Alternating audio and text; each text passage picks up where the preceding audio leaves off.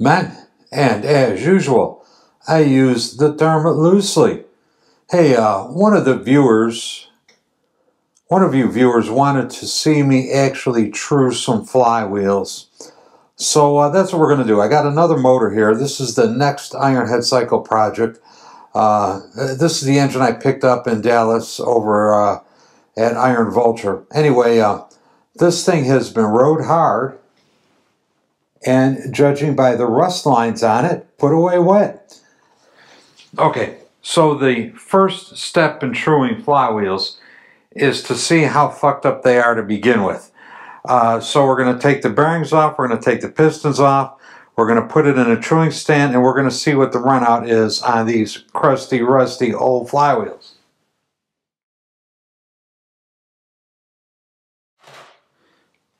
So the wheels are ready to toss in a truing stand, and we'll see what we got. Alright, I got the flywheels set up in the truing jig, and just FYI, I'll tighten the knob on this thing, the adjusting wheel, until there's just a little bit of drag, and then maybe back it off, 2 or 3 degrees, and tighten the hold down on the ram. But this is an exceptionally good set out of the box. We're right at 1,000th. So that tells me the pinion shaft is probably good. It tells me the sprocket shaft is probably good. If it was any more than that, I would take them apart and run them out to my lathe and check the runout on the sprocket shaft and the pinion shaft, because one of the two of them could very easily be bent. But this is within limits right now, and it's very unusual that I take a motor apart and find out that they're within limits. Typically, they got about 5 to 7 thousandths on it. So there's no reason I shouldn't be able to get these back within 1,000th. Let's move the dial indicator over to the sprocket shaft side and see what it reads. And I'm sure there are people who argue with me, but there's pretty much nothing I could do that will make them read better than they are. Any mistakes I make in the setup are probably going to make them read worse than they actually are. The only exception to that being is if the indicator itself is sticky. But as long as the plunger on the indicator moves up and down, it's going to read accurately. So anyway, sprocket shaft side. And we're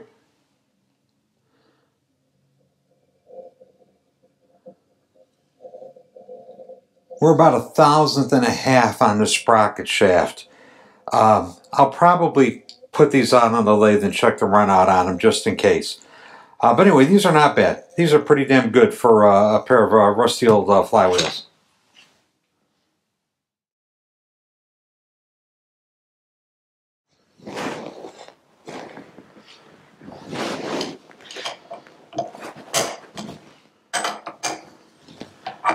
Whoa. Did you see that? I barely touched this thing and it came off. Whoa. That's the loosest I've ever seen one of these. Boy, this thing was in danger of imminent failure, I would suspect. Whoa. Shit, I never seen one that loose. That's loose.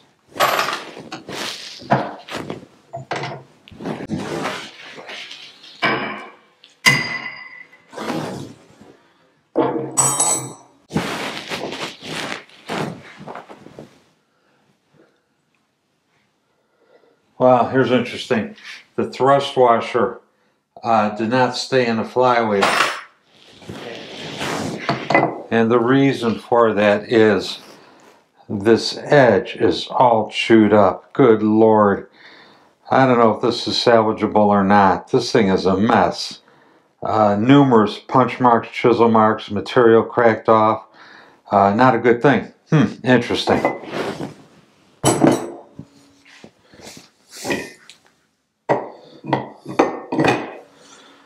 Let's see how tight this nut is. And neither of these had the locks on them. Interesting.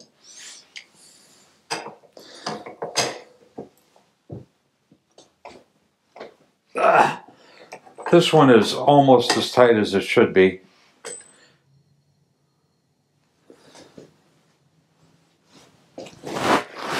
Alright, here's the sprocket shaft wheel loaded up in the lathe between centers. I got about 3/1000th preload on it, and I got it zeroed out. We'll rotate it around. It's a scotch over a thou, back to 0, scotch over a thou, and back to 0. Okay, so this one's out around by 1/1000th. You know, the assembled flywheel's trued up to about a thou. But you know, I don't know. This is borderline. I mean, it should, for all intents and purposes, a new one is pretty much 0. So this is out. This is out.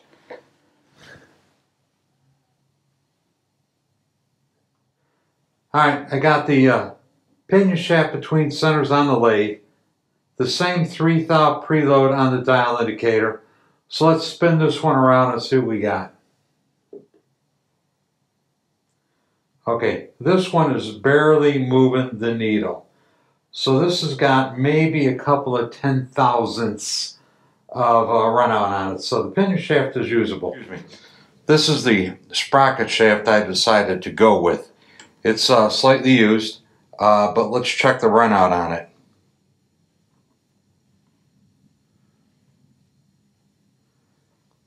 And as you could see, the dial, the needle barely moves. Maybe a couple of 10/1000ths, that's about it. So this is a very good straight sprocket shaft. We're going to go ahead and use this one, a Chicken one that came in the bike. So we're just going to drop that on there. We're going to get a halfway decent straight edge, and we're going to line up the edges. I'm just looking for an air gap, you know, for light to come from behind, and we'll do it on both sides. And they should be very close to the same. And it looks like they are. When you tighten the nut, of course, you're going to be putting a twist on it, and it could twist the flywheels. So what I do to keep that from happening is I've got this thing, homemade tool, couple pieces of channel,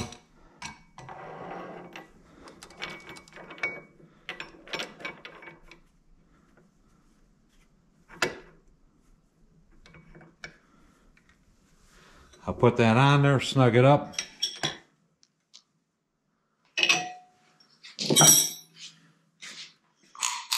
And I'll tighten the nut.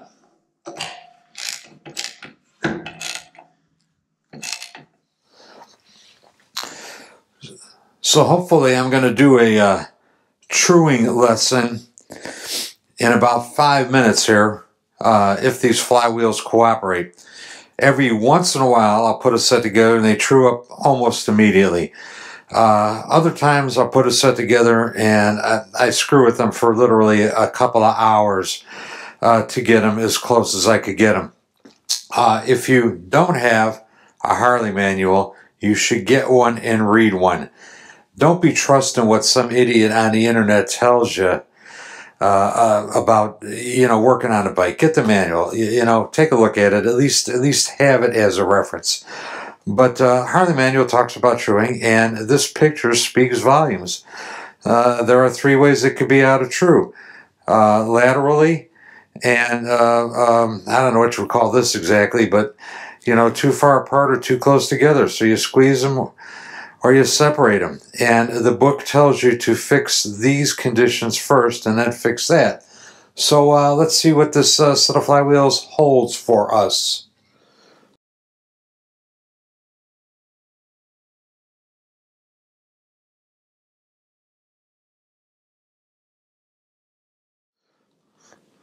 Okay, obviously set up in the truing stand. I got my dial indicator zeroed out. I like to start with the crank pin on top. The heavy side of the flywheel is down here, so gravity just makes it fall that way. So we zero it up over here. We'll go 90 degrees to the crank pin, and we're about plus 2.5 thou. And I like to mark them.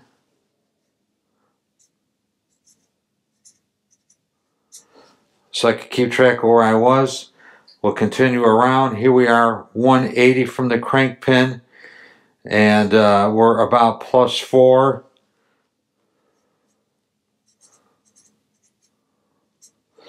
And then we'll go 90 to the crank pin, and we're just plus 1 over here.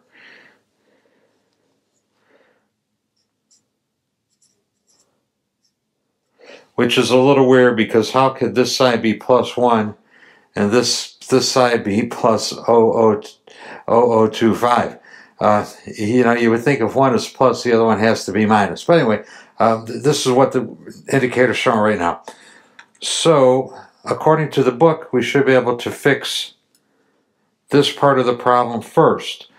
And because you can flex them by hand, and squeezing them together drives the needle towards 0, we know we've got to squeeze these a little bit. So let me get a C-clamp.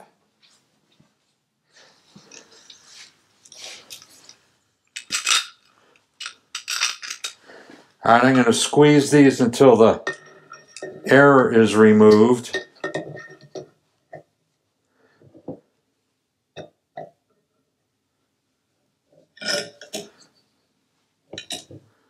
I've gone obviously too far, but it'll spring back.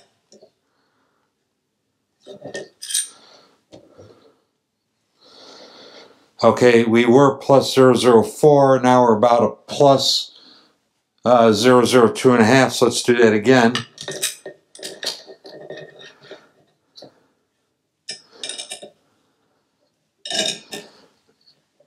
Go a little farther this time. Let it off and see where we bounce back to. Okay, we're 0 at the original starting point. We go 180, and we're just plus 1 right now. Let's give it one more squeeze. We're moving in the right direction anyway.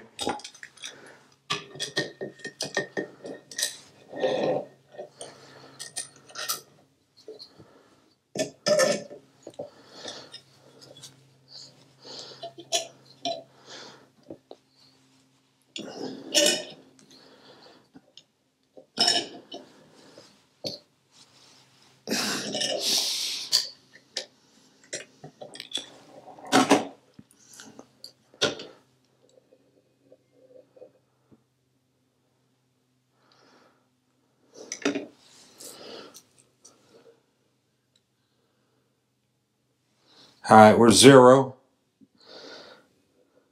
180, and we're just about 0 dead nuts on. So now we've got to correct the lateral error. Okay, I've wiped my Sharpie markers off because we've moved the wheels and the numbers have changed. So let's double check where we're at and where we're going. 0, 90 degrees to the crank pin, we're plus 1. 0 down at the bottom of 180. And then back here, okay, now we're minus 1. Now that the pinch has been evened out, the lateral is behaving like you would expect it to. So we're minus 1 on this side, and we go around 180, and now we're plus 1. So this wheel is high by 1/1000th of an inch. So what we got to do is knock this wheel down a little bit.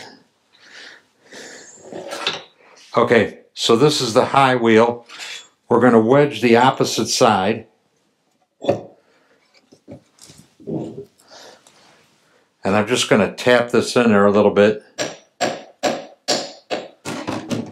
We're going to take the indicator off while we bang on it so as not to fuck it up.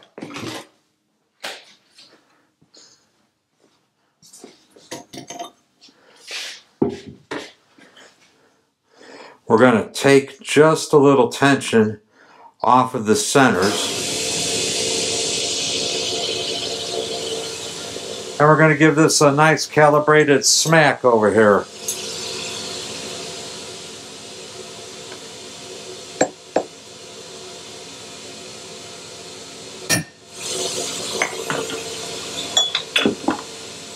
Let's tighten the centers back up.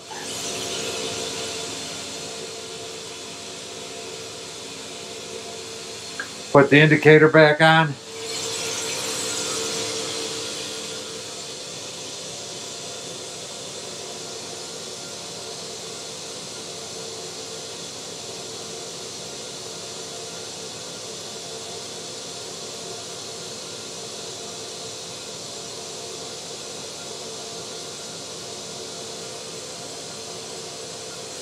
Now let's see if I got lucky.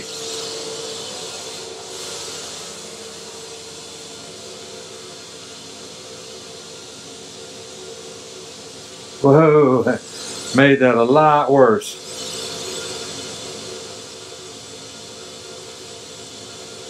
And back to 0. Okay. So 90 degrees from the crank pin. We're at 0. 90 degrees from the crank pin the other way, and we're at +4. Alright, so let's give it another calibrated smack.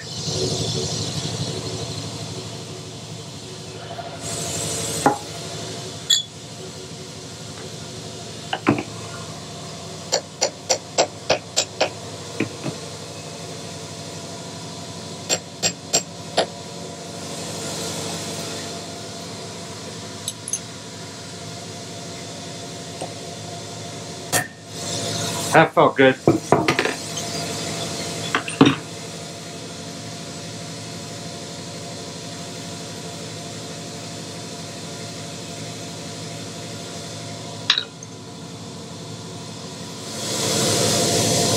And this is why I don't video when I'm doing flywheels, because the frickin' tripod and camera is exactly where I need to be standing.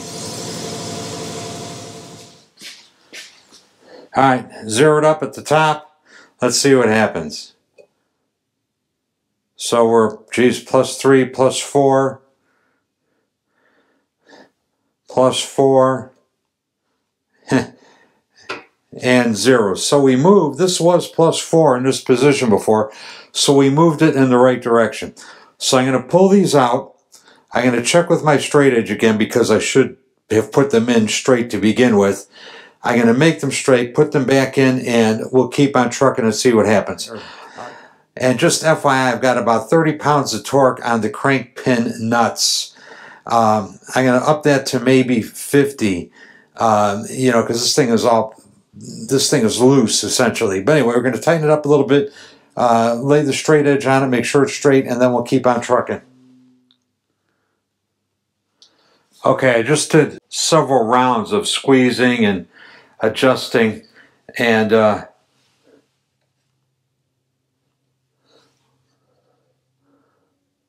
we're zeroed out, crank pin at the top,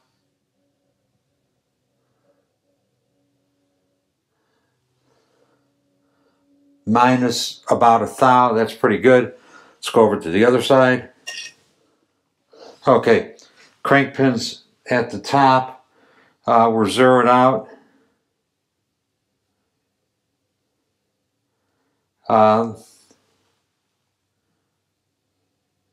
Geez, that's about a ½ thou. That's damn good. Now, of course, the only problem is the crank pin nut is only tightened to 60 foot-pounds. So we're going to clamp it up in the fixture. I think we'll go to like 120 on it this time, and I expect it's going to move. We'll see. Okay, the other thing I do is this, is after I've got the lateral run out where I want it, I put these channels on either side,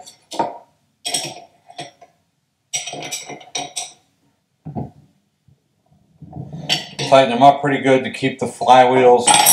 Tighten them up pretty good to keep the flywheels from twisting when I torque it.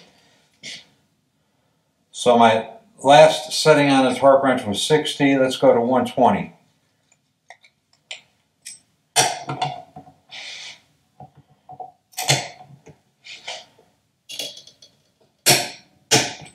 That's 120. Let's put it back in the stand and see if we screwed everything up. Okay. There we go. There's a 0 at the crank pin. And somewhat as expected, we've lost some. So let's put the squeeze on it one more time.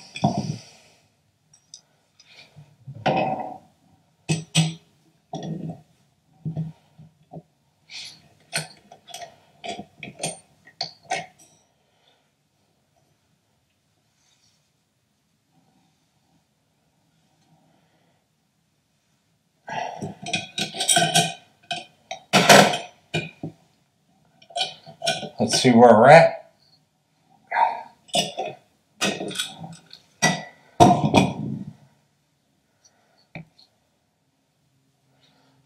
Okay, we're very close to 0, 180. So that means we've got the in and the out correct. But we're a little bit high right here. So this wheel is high. Let's knock this one down.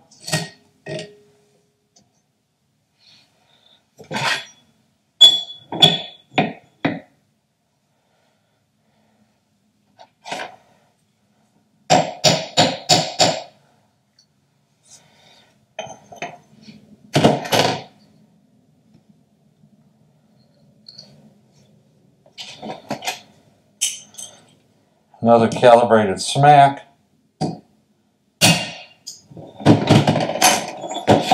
Let's see how we did.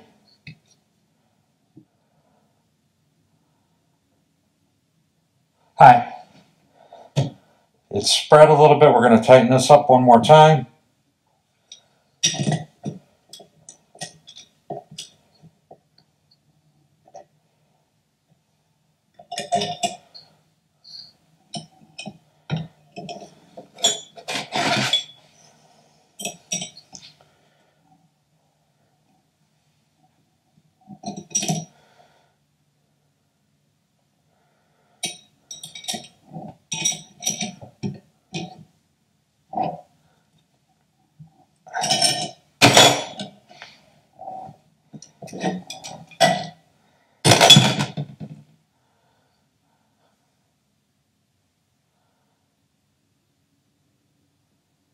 Alright, good. We're less than 1,000th.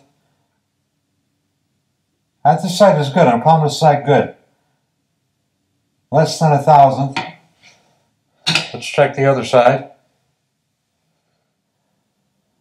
And we're minus about a half. Alright, these are good. We're torqued to 120 foot-pounds. I'm going to take it up to 140 and check the last time. Okay, I got my locking channels in place. I think I'm going to go right up to 150. I got my torque wrench set. So let's see what happens.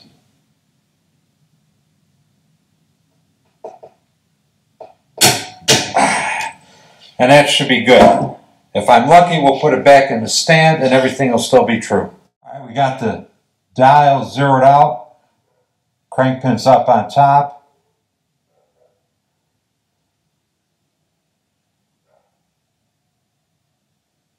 Not quite 1,000th on that side. Let's slip it over to the other side. Okay, we're 0. We got about not quite a half 1,000th. These are good. The big nuts are torqued up. I got to put one lock plate on it. These are good to go to install the way they are. I think I'm going to make this my last couple of comments on this project. This lock plate will hit the pinion bearing race on the right hand crankcase quite a lot of the time. So I've gotten in the habit of just trimming this out of here to give it some clearance. This is the area that rubs on that lock plate. When you put the engine together and you spin the flywheels, you'll hear a little rubbing noise. You'll take it apart and you'll see a little rub mark on here and a little rub mark on the lock plate. So with that, I am out of here. Hey, thanks for watching. Please subscribe. We'll catch you next time. Bye.